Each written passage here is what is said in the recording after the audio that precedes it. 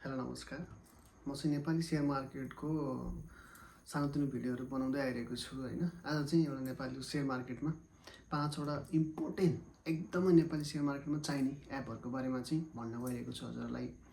फर्स्टमा रहेछ मेरो सेयर भयो भने हजुरहरूलाई अहिले हरेक कुराहरू जस्तै आइपिओहरू भर्नदेखि लिएर गएर अब सेकेन्डरी मार्केटको ट्रान्सफर गर्नदेखि लिएर गएर सबै कुरा मिल्ने हो होइन। अनि अर्को एप्स भनेको मेरो लगानी भनेको चाहिँ तपाईँले नेपाली सेयर मार्केटमा चाहिँ कस्तो छ, नेपालको कम्पनीहरू कस्तो छ, कतिको डिभिडेन्ड दिइरहेछ, कतिको बोनस दिइरहेछ होइन, अनि यसले कतिको प्रफिटमा छ, कतिको लसमा छ, त्यो सबै कुरा डिटेल्सहरू चाहिँ मेरो लगानीबाट पाउनुहुन्छ।